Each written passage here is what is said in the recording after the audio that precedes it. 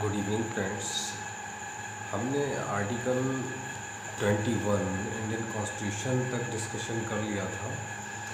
अब इसी में एक आर्टिकल इंट्रोड्यूस कराया गया था 2002 में। इंडियन कॉन्स्टिट्यूशन का अमेंडमेंट था 86वां 86वां अमेंडमेंट था। उसके द्वारा एक आर्टिकल इंट्रोड्यूस कराया गया, आर्टिकल 21A, जो राइट टू एजुकेशन के बारे में बताता है। 21A में राइट टू शिक्षा का अधिकार के बारे में बात की गई है। इसमें कहा गया है राज्य 6 वर्ष से 14 वर्ष तक की आयु वाले सभी बालकों के लिए निःशुल्क और अनिवार्य शिक्षा देने का ऐसी रीति में जो राज्य विधि द्वारा अवतारित करे वो बंद करेगा। इसके बाद आता है इसमें 21 में जो है 21A एग्ज़ाम के पॉइंट ऑफ व्यू से एक इम्पॉर्टेंट आर्टिकल है जो अक्सर पूछ लेते हैं, ध्यान रखें। 21A शिक्षा का अधिकार कितनी उम्र से? 6 से 14 वर्ष। और कब इंट्रोड्यूस किया गया इसको? 2002 में। अमेंडमेंट कितना था? 86वां अमेंडमेंट कॉन्स्टिट्यूशन का था। ओके। फिर हम आर्टिकल 22 अनुच्छेद 22 में बात की गई है कुछ दशाओं में गिरफ्तारी और निरोध से संरक्षण। इसके सब क्लॉज 1 में बात की गई। सब क्लॉज 1 को हम देख लेते हैं। किसी व्यक्ति को जो गिरफ्तार किया गया है, ऐसी गिरफ्तारी के कारणों से यथाशीघ्र अवगत कराए बिना अभिरक्षा में निरुद्ध नहीं रखा जाएगा। इससे क्या समझते हैं? मतलब किसी को पुलिस पकड़ती है तो उसको फर्स्ट ऑफ ऑल ये बताया जाएगा कि आपको क्यों गिरफ्तार किया जा रहा है। बिना ऐसे ही कुछ बताए गिरफ्तार नहीं करा जाएगा। उसको बताया जाएगा कि आपको इसलिए गिरफ्तार किया गया है, या अपनी रुचि के विधि व्यवसाय से परामर्श करने और प्रतिरक्षा कराने के अधिकार से वंचित नहीं रखा जाएगा। 22 के क्लॉज 1 में ही ये बात की गई है। एक तो ये बताया जाएगा कि आपको इसलिए गिरफ्तार किया गया है, और उसको ये भी कहा जाएगा कि अगर आप अपने प्रतिरक्षा के लिए कोर्ट में जिसके लिए आपको चार्ज किया गया है, पकड़ा गया है, प्रतिरक्षा के लिए आप अपने पसंद के अधिवक्ता को करना चाहते हैं तो कर सकते हैं। 22 के क्लॉज 1 में ही बात की गई है। एक लंबा क्लॉज है, लेकिन जानना ज़्यादा ज़रूरी जो है इसका स्केच में जो है पूछ लेते हैं, ज़्यादा डिटेल में नहीं पूछते हैं। जिसमें बस यही है कि 22 में क्या पूछा गया, कुछ दशाओं में गिरफ्तारी और निरोध से संरक्षण। मतलब सीधा सा ये समझ लीजिए, अननेसेसरी डिटेन आपको नहीं किया जा सकता। उसमें आपको 22 के थ्रू आपको ये राइट दिया गया है कि आपको अननेसेसरी पुलिस जो है गिरफ्तार या पकड़ नहीं सकती। फिर हम आ जाते हैं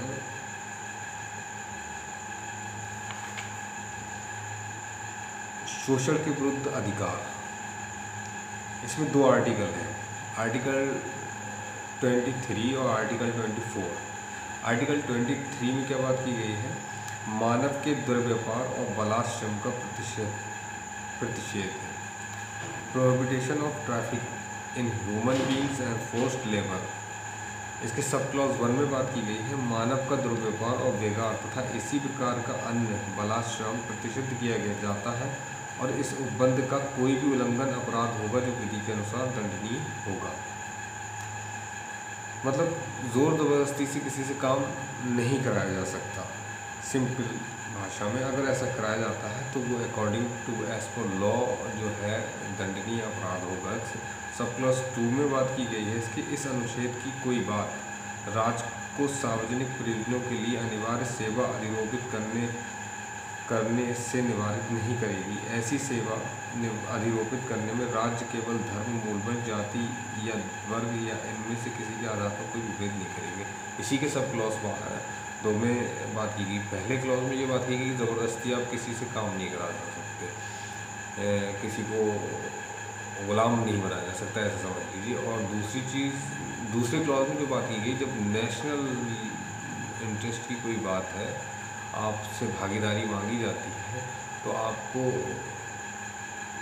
उसमें बुलाया जा सकता है। सर्विस आपके उसको आपको जो है आपसे भेदभाव नहीं किया जाएगा आपके धर्म, मूलवंश या जाति आदि। और article 24 is the most important article जो हमें जनरली पता होना चाहिए। 24 कारखानों आदि में बालकों के नियोजन का प्रतिषेध।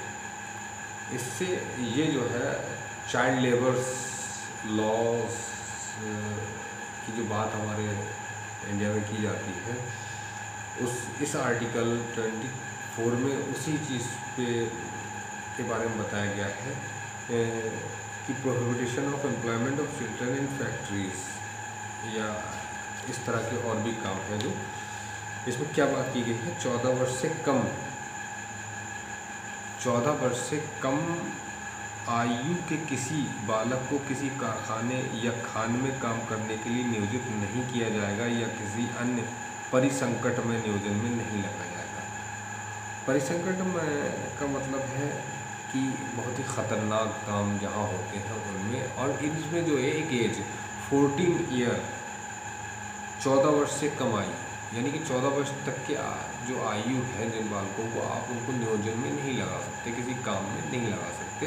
इस पर चाइल्ड लेबर्स लॉ भी हैं बहुत सारे, और इस पर एक नोट्स है MC मेहता बनाम तमिलनाडु राज्य 1996 6 SCC 756 के मामले में उच्चतम न्यायालय ने निर्धारित किया कि 14 वर्ष से कम आयु के बालक को किसी संकट में उद्योग, खान या अन्य कार्यों में नियोजित नहीं किया जा सकता। इसी के आगे आर्टिकल है एक धर्म की स्वतंत्रता का अधिकार, right to freedom of religion. Minorities के परिप्रेक्ष्य में जानना बहुत ज़रूरी है।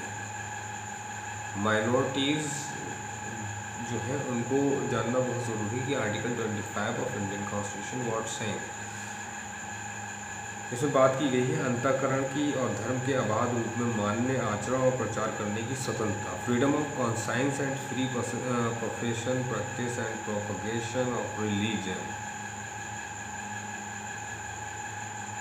इसमें जो बात की गई है कि बिना रोक टोक के अपने धर्म का हम पालन कर सकते हैं, आचरण कर सकते हैं, प्रचार करने की स्वतंत्रता। इसके सब क्लॉज 1 में जो बात की गई है आर्टिकल 25 के सब क्लॉज 1 में लोक व्यवस्था, सदाचार और स्वास्थ्य तथा इस भाग के अन्य उपबंधों के अधीन रहते हुए सभी व्यक्तियों को अंतःकरण की स्वतंत्रता का और धर्म के अबाध रूप से मानने, आचरण करने और प्रचार करने का समान हक होगा। सब क्लॉज 2 में बात की गई, इस अनुच्छेद की कोई बात किसी ऐसी विद्यमान विधि के प्रवर्तन पर प्रभाव नहीं डालेगी या राज्य को कोई ऐसी विधि बनाने से निवारित नहीं करेगी जो कि धार्मिक आचरण से संबंध किसी आर्थिक, वित्तीय, राजनीतिक या अन्य लौकिक क्रियाकलाप का विनिमय या निर्बंध करती है, सामाजिक कल्याण और सुधार के लिए या सार्वजनिक प्रकार की हिंदुओं की धार्मिक संस्थाओं को हिंदुओं के सभी वर्गों और अनुभावों के लिए खोलने का उपबंध करती है। एक्सप्लेनेशन 1 में इसमें बात की गई है कृपाण धारण करना और लेकर चलना सिख धर्म के मानने का अंग समझा जाएगा। एक्सप्लेनेशन 2 में बात की गई है खंड 2 के उपखंड खा में हिंदुओं के प्रति निर्देश का ये अर्थ लगाया जाएगा कि उसके अंतर्गत सिख, इसमें यह बताया गया है कि हिंदुओं में कौन कौन आते हैं। सिख, जैन, बौद्ध धर्म मानने वाले व्यक्तियों के प्रति और हिंदुओं की धार्मिक संस्थाओं के प्रति निर्देश का अर्थ तदनुसार लगाया जाएगा। आर्टिकल 26 है इंडियन कॉन्स्टिट्यूशन का, जिसमें बात की गई धार्मिक कार्यों के प्रबंध की स्वतंत्रता, freedom to manage religious affairs.